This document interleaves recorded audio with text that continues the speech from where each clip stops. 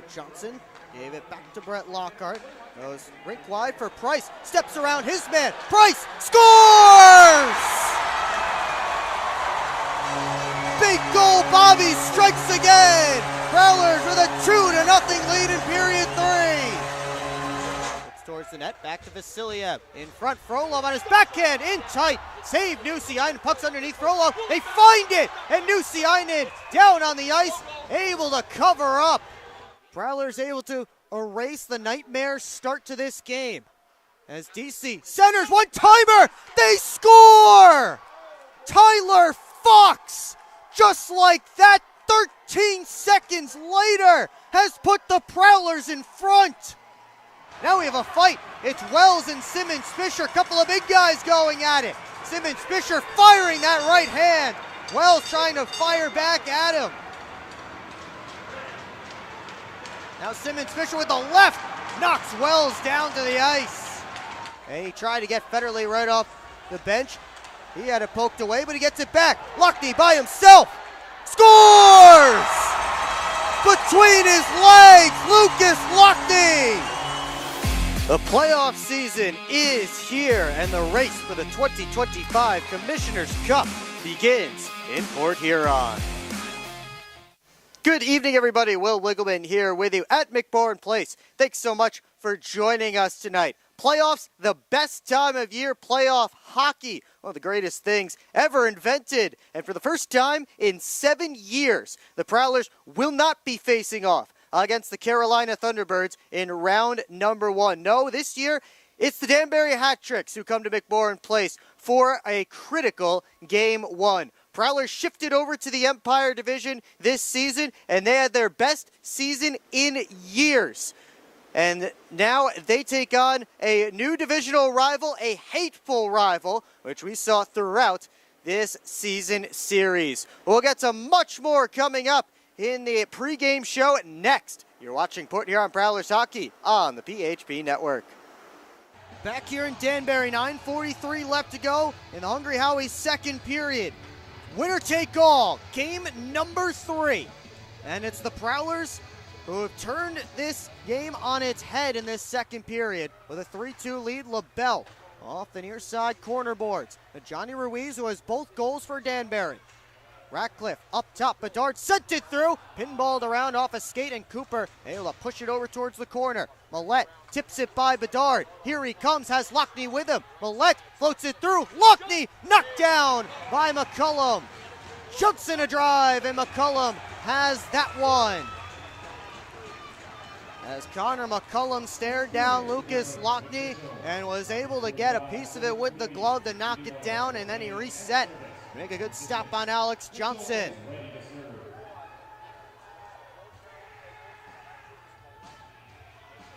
$9:18 left to go here in period 2. Shots 8-6 Danbury. Actually make it 8-8 now after that sequence. 24-19 for the game in favor of the Danbury Hat Tricks as Fox wins the faceoff back clean. Oregon able to get it back deep. Prowlers touch up. Mo Valley skating up with it. DC runs him into the board. And then Fox puts him on the seat of his pants. Oregon, rink wide feed. DC able to send it in. Off the glass, out of the zone. DC gloved it down, but Van Durken has it on his stick. 3 Prowlers surround Gleb Van Durken as his shot goes off the backboards. And Cooper elects to cover up. Fox and Van Durken having a chat here.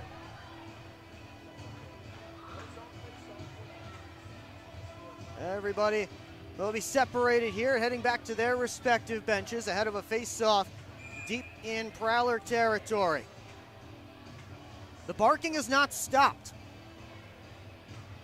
But after a penalty-filled first period, we have not yet gotten a call here in period 2. Keyword is yet. Parsons rims it all the way around. DeCumbis and Movali get there together. DeCumbis just bats it out, sent right back in by Pamaleon. Simmonds-Fisher hit the referee. Van Durken in front looking for Vasiliev, and Simmonds-Fisher got his stick in the lane. That could have been dangerous. Bussell, curl and drag, just missed the top corner over McCullum's glove. Dekumbis able to get it back deep. Pamaleon, the Hawaiian, up to Ben Durkin. Off the boards all the way down and from his own side of center. So that is icing against the hat tricks. And Port Huron will get an offensive zone face-off and possibly a tired group of Danbury hat tricks left out there. You see Ben Durkin was doubled over.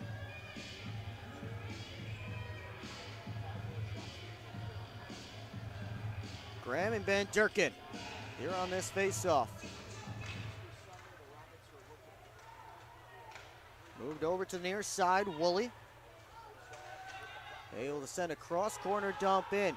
Johnson, quick up to Lockney, who just tips it in. Abdella, reverse for Gonzalez. Hard off the boards, Johnson steps up, put it back in deep. Abdella this time, reverse back in behind his own net, now he steps out. As Newberg on his left, gives it there. Rammed all the way around, got through Gonzalez. Lockhart hustling back up to that puck. Tipped in by Lockney. Fox and Abdella after it. Those two come together. Puck squirts out for Gonzalez. Glove down by Oregon at center.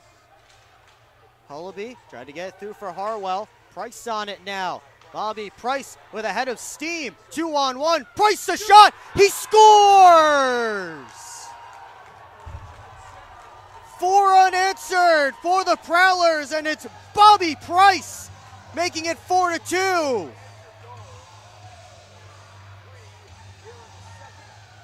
Couple players collided in the neutral zone, and that gave Price some extra room. He goes top corner on Connor McCullum for his second goal of these playoffs.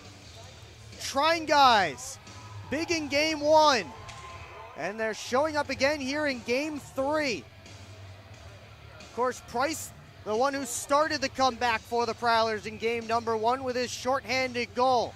Tonight, Tyler Fox gave the Prowlers the lead, and now Price makes it 2. Simmons Fisher looking for more. His pass didn't get all the way to Vinny Dekumbis. Ruiz off the corner boards. Bussell swoops in behind the net. Spins away from Harwell. Bussell up the wall to Dekumbis. Off the boards, out of the zone. This one will slide all the way down, and that will be an icing against the Prowlers. No lead is safe, certainly, in this rivalry this season. The Prowlers cannot rest on their laurels at all, despite having a 2-goal advantage. Going to need to finish out this period and then buckle up for a huge third, but still 6.5 to go here in period 2. Off the face-off, Bedard on goal, change direction, and Cooper able to keep it in front of him and cover up. With Prowlers assistant coach Chris Paulin after tonight's 2-1 shootout win over the Motor City Rockers. And coach, you guys get back in the win column. Was that the kind of effort you're looking for in a playoff tune-up? Yeah, I mean, it wasn't a perfect game for sure. We made a lot of mistakes today. I thought we turned the puck over quite a bit. We didn't get pucks deep as much as we had talked about coming into the weekend. With that said, I thought the guys battled. And at the end of the day, we had fantastic goaltending, very competitive goaltending, and that was the difference in the game. Yeah, let's talk a little bit more about Reed Cooper's game. He had a bit of a rough weekend last weekend. For him to bounce back tonight just ahead of the playoffs, what do you like from him? Yeah, Reed's been on top of his head now for some time, and not just in the games, but in practice. I think last weekend wasn't the result he wanted, but he looked same as always, just didn't make a couple of the big saves that he normally makes. But he was very locked in and prepared, and he competed very hard, and his focus was very sharp tonight. And, their goalie made some great saves, but at the end of the day, he won the game, and he was the best player on the ice, in my opinion. You have one more game before getting to the playoffs against these guys in their building. What are you looking for from your team that maybe you didn't see tonight? Yeah, not every game's going to go perfect, and as we go through the playoffs, there's going to be ups and downs in every series. As short as they are, there'll be a lot of ups and downs. You should never be able to tell if things are going our way or not by looking at our bench. I think tomorrow we need more energy from the bench, guys that maybe aren't having their best game. Find a way to impact the game in a positive way. Keep it simple. Let's stop turning pucks over. Let's be rowdy on the bench. Let's be up for our teammates. Let's be up for our goaltender. Like I said, the way the Prowlers play, the way we carry ourselves, you can never tell if we're winning or losing. We bring it every night. We bring it with the same intensity, and I think if we do that tomorrow, I like our odds. All right, thank you, Coach. You got it. Hey, real quick, it's our last home game. I want to make a quick shout-out to this guy right here, Will Wiggleman. We'll see him tomorrow. Obviously, we'll see him in the playoffs, but he is I always call him the glue that holds this place together. I know I'm embarrassing you right now, but he works extremely hard. He's very dedicated, and the stuff he does behind the scenes to keep everything running and keep this professional, he's a real MVP of this production. So just want to say thank you to you, Will. I can certainly cut that out if I want to. See you tomorrow, guys.